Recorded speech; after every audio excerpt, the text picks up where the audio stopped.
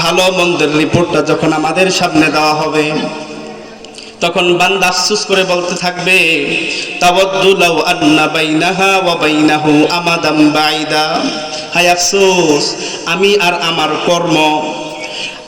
কর্ম আর আমি যদি আজ হাসরের মাঠে আসমান জমিন পার্থক্য হয়ে যাইত, এই আমলনামাটা যদি আল্লাহ আমাকে না দেখাইতেন, তাইলে তো সমাজে আমাকে মানুষ হাজী সাহেব বলেছে, আমাকে মানুষে বড় হুজুর বলছে, আমাকে মানুষ তো সমাজের মধ্যে অনেক সম্মান করছে, কিন্তু আমি যে কয় নাম্বারের সম্মানী, আওয়াজ দিয়ে বলেন তো এই খবর আছে কার কাছে? তুমি যে কত ভালো,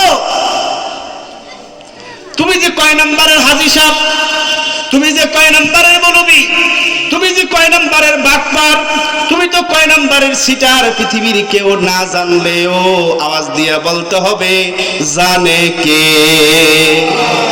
নাই, হাজী সাহেব গাজী সাহেব সব ধরা খেয়ে যাবে কার কাছে? এই জন্য আল্লাহ একটা পেপার বানাবেন, পেপার যার নাম হলো আমলনামা। জোরে বলেন নাম কি? আরো জোরে বলেন নাম কি? ওই আমলনামাটার ভিতরে লেখা থাকবে, অমুক হাজী সাহেব তিনি মানুষের হাতাল কাইটা জমিন বাড়াইছে,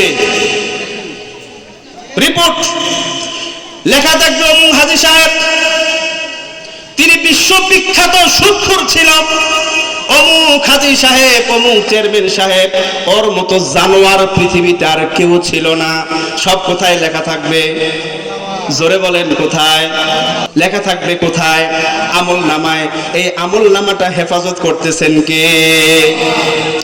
আল্লাহ রাখবে বলে, ইয়াউমা তাজিদু কুল্লু নাফসিন মা আমিলাত মিন খায়রিন মুহদারা ওয়া মা আমিলাত মিন সু তাওয়াদ্দু লাউ আন্না বাইনাহা ওয়া বাইনাহু আমাদাম বাইদা ওয়া ইউহাদ্দিরুকুমুল্লাহু নাফসা।